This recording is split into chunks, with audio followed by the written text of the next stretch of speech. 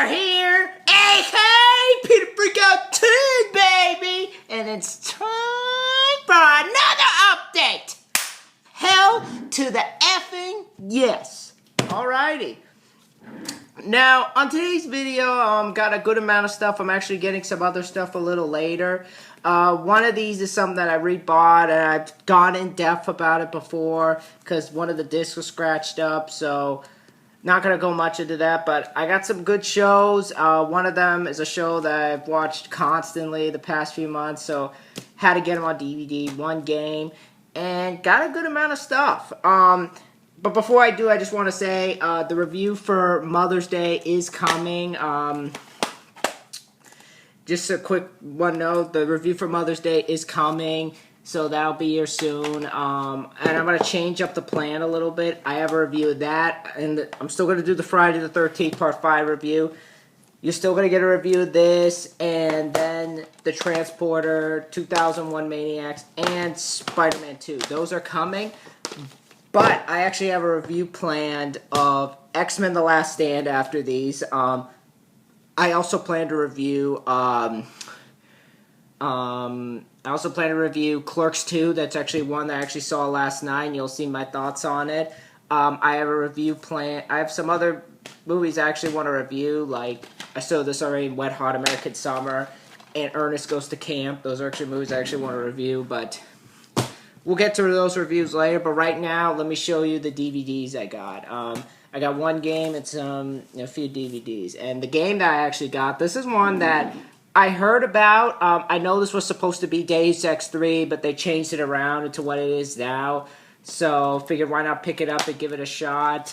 Looks like a really fun game, and that is Project Snowblind. This is supposed to be, as I said, Dazed X3, but actually looked like a really fun game, so figured why not pick it up. I thought it looked interesting. I liked the feel of it. I liked the story of it. Basically, you're in the future, and you have this point in it where you have to fight these people that have taken over China. Looks like a really interesting game, so that's Project Snowblind.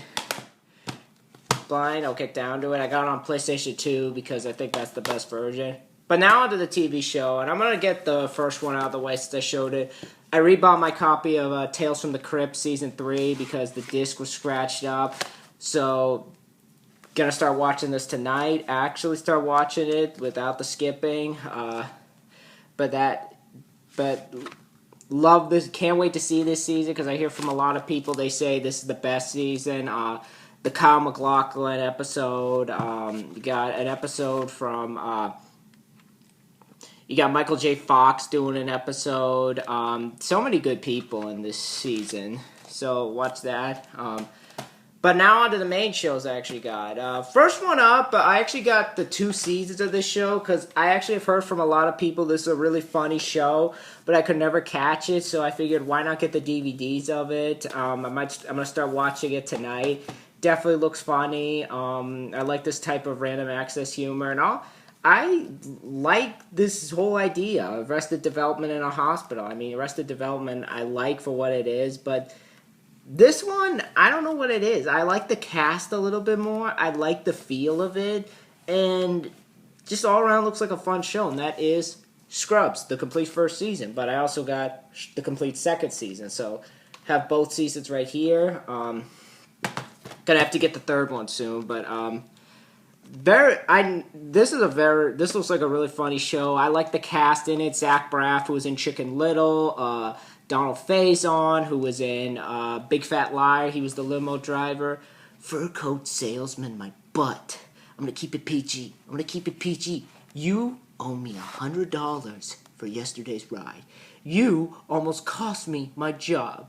Yeah, but Frank,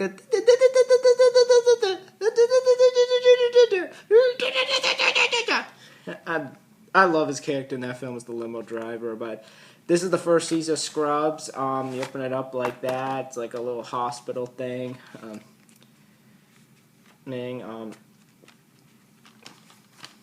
Get the discs in there and everything. Pamphlets. It's a 3-disc set. It includes a good chunk of the episodes. 24 episodes, all on season 1. So you got a lot to do. So you get a lot here. So you're getting all of season 1 in this stupid pamphlets. So if you're a fan of Scrubs, I highly recommend getting this DVD. You'll get everything there is about this show. You also get some features. I don't know why this guy's sticking out. This isn't even worth keeping in because it's not like the Simpsons box sets where basically it's like, oh, hey, this is the description of the episode. It's just literal laziness. I want to throw it out, but I'm thinking, you know what, just keep it because, you know, it completes the connection. But as I said, Scrubs looks really funny. I like the main theme. I'm no Superman. Yeah, I thought it's a catchy theme and really got me into the show. Let me just get that in. In terms of features, you got interviews with the actors and the cast, cast and crew reflections, outtakes, deleted scenes. You get a one-on-one with Zach Braff, commentaries on the episode. So, yeah. Definitely one you want to pick up. But that's that. Now season 2. 22 episodes, so a lot less this time. Also included in the show, John C. McGinley. I forgot to mention him. John C. McGinley, who was the bad guy, one of the villains in On Deadly Ground. Yeah, I like how they designed these box sets. I like the passion that they put into them. They definitely have a lot going in for them. But that's Scrubs Season 2. 3-disc set. Definitely, really, along with these two, going to start watching them tonight, along with another show I have here. But this one has one-on-one with John C. McGinley, music stylings, featurette on the music's role in the show, scrubbed out, exclusive deleted scenes, practice, malpractice, hilarious outtakes, secret and lies, behind-the-scenes stories and jokes, and much more. So, getting a lot of that on this season. So, yeah. If you want to see Scrubs, if you're getting into Scrubs, highly recommend getting these DVDs. They offer up a lot. Now this next one I got because I wanted to see, because I really wanted to get into this guy before I actually see Borat in November. I'm really excited to check that out, so I figured why not pick this up and actually get into him, see what his comedy's like. And I know he's super raunchy, but I like that type of humor. I like all kinds of humor, any way you say it. So I'm interested in seeing this. But the Ali G Show, yeah, the complete first season, yeah. Looks like a really funny show. I've heard some great things about it. My brother likes this show a lot. The unedited spies movie that Ali G pitched in Hollywood, unseen footage of Borat and Hampton Tour show at the American Patriotism event, audio commentary with Sacha Baron Cohen, and series producer writer Dan Mazier, glossary of Ali G jargon. So that's the first season of the Ali G Show. Can't wait to check that out. And last on the TV show are actually this has become probably, I think, one of my all-time favorite horror shows next to Tales from the Crypt, and that is the Masters of Horror series. These are the ones I picked up. First up is a double feature. This is actually, I figured why not get this because I wanted to have both of these. One of them on here I'm not really the biggest fan of, but I wanted to have it because if I have one, I gotta have them all. It's not good enough. It's like having a complete collection without it. But it's the 2-pack, which includes Incident on and Off a Mountain Road, and which is directed by Don Coscarelli, the director of Phantasm. And the other one is Chocolate with Henry Thomas, yes, the kid from E.T., and Matt Frewer, the principal from Senior Trip. I actually want to review these episodes, so I want to save them for some now. But really quick, I like Incident on and Off Mountain Road. I thought it was a fun little... They take a slasher film and make that the ending of it. Ethan Embry, Angus Scrimm has a small role in this. Just a really fun one. Chocolate, though, I did not like. I remember when I first saw it, I was sort of like, this sucks. I was watching it on TV, like, what even is this? It was just confusing, made no sense to me. It was just boring in a lot of scenes. Scenes just did not do it for me, but I'll rewatch it and give my deeper thoughts on why. The next one I got is one that seemed to get a lot of hate, but I actually like this one.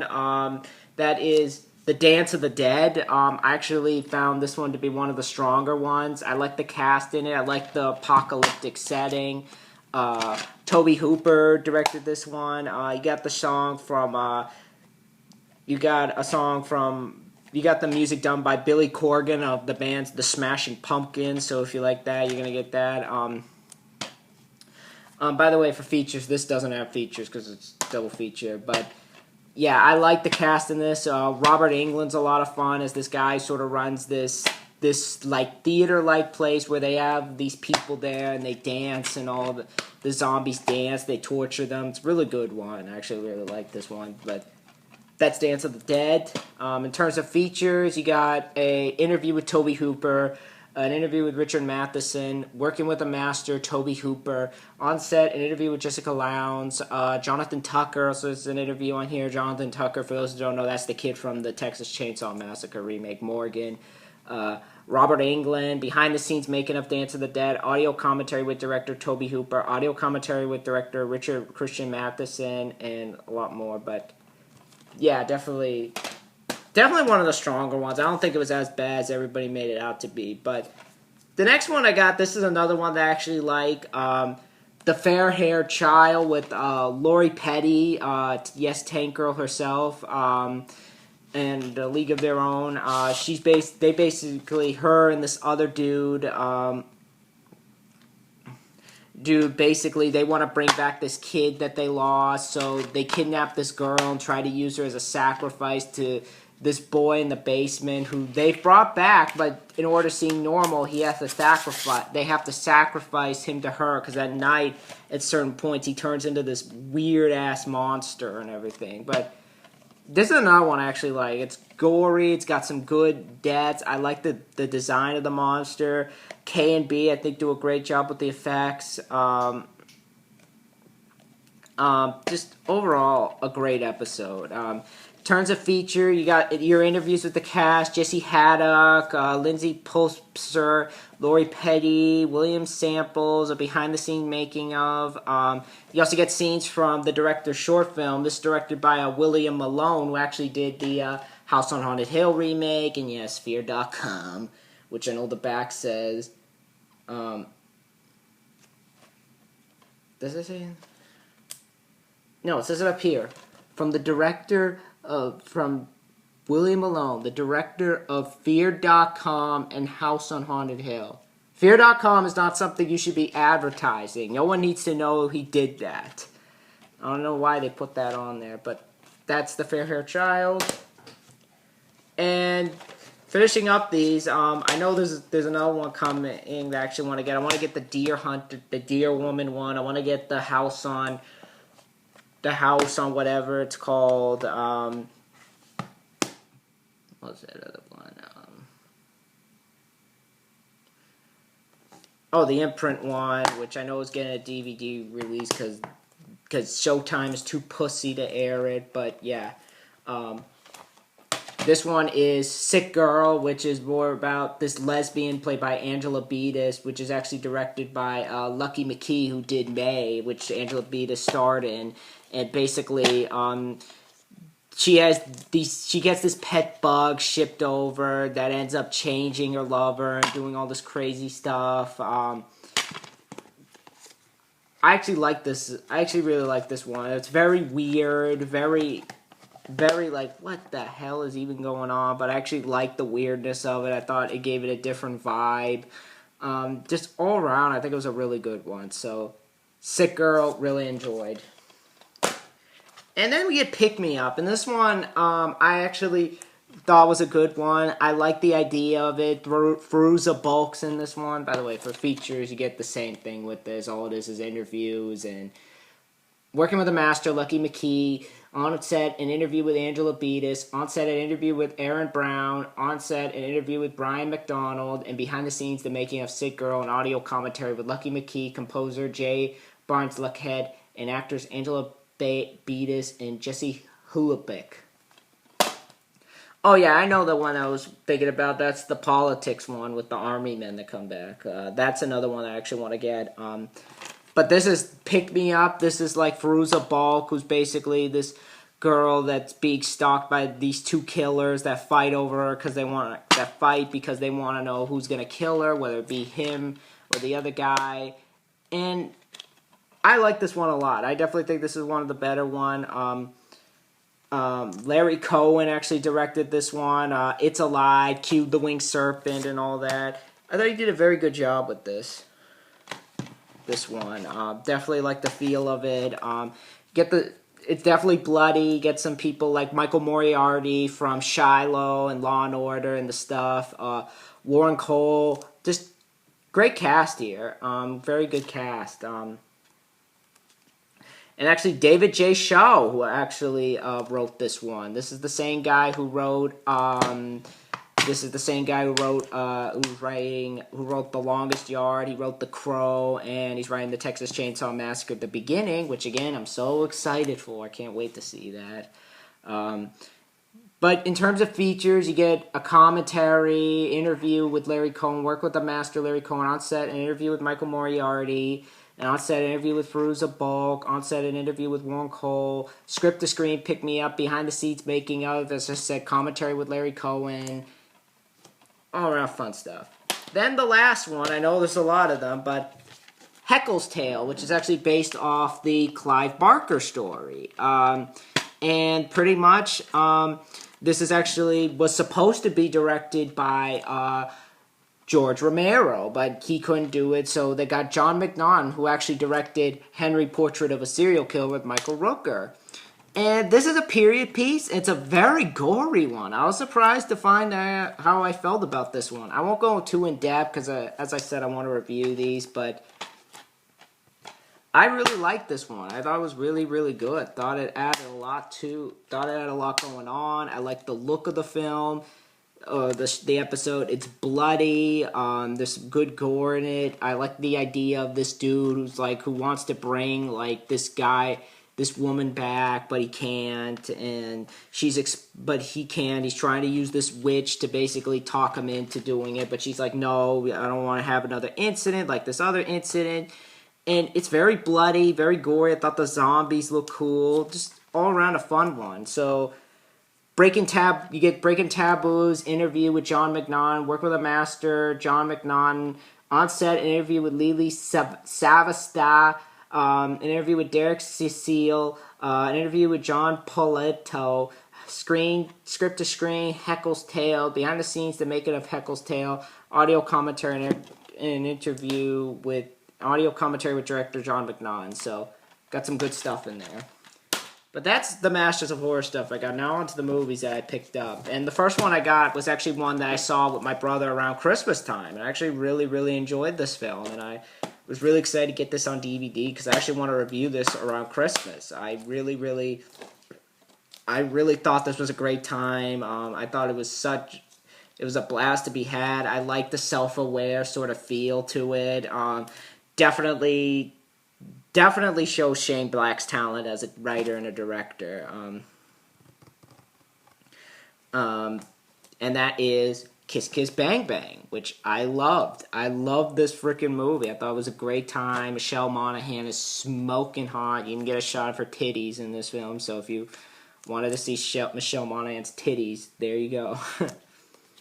Got other people like Corbin Burnson, Larry Miller has a small role in this. So many people, so many good actors in this movie. It's definitely a fun action film. Definitely has a good sense of humor to it. So if you're looking for that in your movie, you'll definitely find it. And in terms of features, not really much. You get a gag reel, commentary with Val Kilmer, Robert Downey Jr. and Shane Black, and a 2 theatrical trailer, and that's it. I don't know why they don't have a making of, because this movie deserves it. I'll get a deeper review. And the next one I got, this is a film that is so wrong, yet it's so funny. I actually had a great time seeing this. Thought it was, but when you see it, it's not mean like I thought it was. It actually has a good heart to it. I actually had a really fun time seeing this film. And that is this upside down? No, it's double-sided. Just scratch that. Yeah. The Ringer. I actually found this to be a really funny film. I like Johnny Knoxville in it. I like the idea of him trying to get into the Special Olympics so that he can earn some money. Definitely really funny. I like the cast. Katherine Heigl, yeah, maybe she wasn't the best choice, but she did what she could. Definitely not the same character she's used to playing, but I had some fun with this one. Definitely had a laugh with it. I'll review this sometime in the future, but that's The Ringer. This one I had to get. I loved seeing this film. I adore this film. I think it's one of the best remakes ever made. If I made a list ever of remakes that I think are some of the best, this is on here. I adore this movie. I think it's one of the best remakes I've ever seen. I think one of my all-time favorite horror films, too. I love this movie with a passion. I've already reviewed it. I have the Fangoria of the cover, and that is The Hills Have Eyes. Wow, this was a blast seeing it, and this is the unrated edition, so more blood and gore and all that. I love this damn movie. This movie is so damn crazy. I've already said what needs to be said, but go check out my review of it. But The Hills Have Eyes is just an awesome film. But yeah, in terms of feature, you get an audio commentary by director, co-writer, co-screenwriter Alexander Aja, art director, just co-screenwriter Gregory Levasseur, and producer Sir Marianne Madalena, audio commentary by producers Wes Craven, Peter Locke, Surviving the Hills, Making of the Hills Have Eyes documentary, production diaries, and a music video, Leave the Broken Hearts by the Finalists. So yeah, I really love this film. Definitely great to have it in the collection. I can't wait to see the second one. I'm really excited to see what they do with it. That even though I know Alexander Aja is not directing because he's doing that Mirrors movie, but I'll definitely still watch it because I like these films. And the next one I got, I had to have this in the collection. I've heard so many great things about this movie. This movie is considered by many to be a classic, and I could definitely see why. I know one person I know who has not seen this film. That's not only me. I've never seen this film, but I'm glad to have this in the collection. Definitely want to give this film a watch and give my thoughts on it because it looks like such a creepy film, and I can't wait to see if it lives up to the hype. But that is Jacob's Ladder. I've heard many of my friends praise this film, how much they love it and all that. And I was willing to give it a shot. I didn't want to be one of those people that says I'd never seen it. So I went out and picked up the special edition, even though what is so special about it, I don't know. No, but it looks like an interesting film. A guy who's been in Vietnam ends up coming out of Vietnam. He still has those memories and drags him through this hell and everything. And a good cast too. Tim Robbins, who from Shawshank Redemption, Elizabeth Pena from Strangeland, Rush Hour, The Incredibles, Denny Iola from Hudson Hawk, Harlem Nights, and Do the Right Thing. Good cast. Directed by Adrian Lyne, the same guy who did Fatal Attraction, so can't go wrong there. But that's Jacob's Ladder. In terms of features, not really.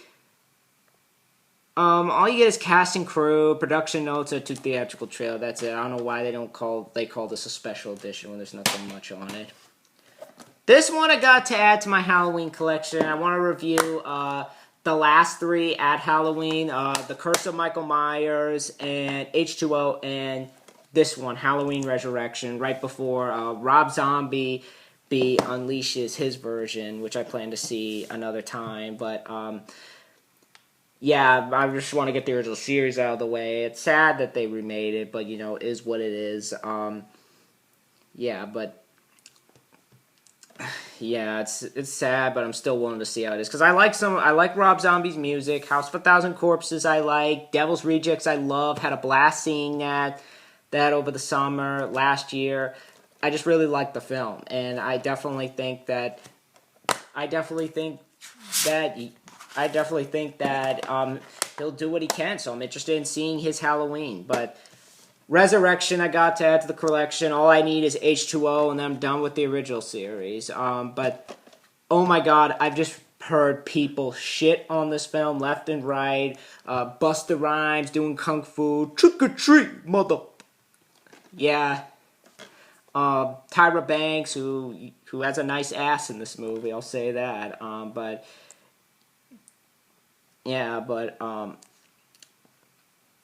Yeah, so much people hate this film. And this is directed by Rick Rosenthal, who directed Halloween 2, which is my favorite of the series. How did he bring himself to this?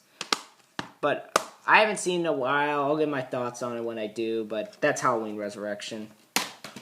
And then 2 more, and then I'm done. And pretty much, this is one that I've never seen before, but I wanted to give this film a shot because I heard so many people love this film and praise it. It's definitely one of those stoner comedies that I think everybody has seen once in their life, and that is Dazed and Confused. Definitely looks like a funny film. Definitely looks like it can offer up a lot with it. I like the idea. It's like taking in the place in the 70s. These people are going crazy. This is the flashback edition, so you're going to get some features of like a new digitally remastered picture, never before seen deleted scene, the blunt truth, side-splitting institutional film strip on the dangers of partying, retro public service announcement. No making of, though. I'm surprised about that. But definitely looks like a funny film. I've never seen it, so I can't say otherwise, but I'll get my thoughts on it when I do. But that's Dazed and Confused. And the last DVD that I got, this is one that I figured why not check out because I heard so many people like this film. This is pretty much Tales from the Crypt, not Tales from the Crypt, Creep Show 3. So figured why not pick this up, and that is Tales from the Darkside, the movie. With a big-ass cast of people like Deborah Harry, Christian Slater, David Johnson, William Hickey, James Remar, Ray Don Chong, Julian Moore, and Steve Buscemi all in one. It's its own. It's like a Tales from the Crypt episode in a movie form. It's like Creep Show 1 and 2. Has its own stories. I've heard so many good things about it, so I figured why not pick it up. Not really much for features. All it is a commentary, and George Romero actually. A couple of these stories, one of them actually is done by George A. Romero, so can't wait to really give this film a shot. And I like the monster story in it, so I should say I like the look of the monster in it, so definitely can't wait to see this. Not really much for features other than a commentary and 2 theatrical trailer, but still I'm excited to give this film a try. But those are the DVDs I got. I have some more I'm going to pick up soon, but right now, definitely have some reviews coming that I'm working on. If you guys have seen any of these films, let me know in the comments below what you guys think of them. If you guys have seen any of the Masters of Horror episodes, let me know in the comments below. Be sure to rate, comment, and subscribe, and I'll see you guys next time for my review of Mother's Day. Be sure to tune in, and I'll see you guys there in the wonderful world of YouTube. Bye.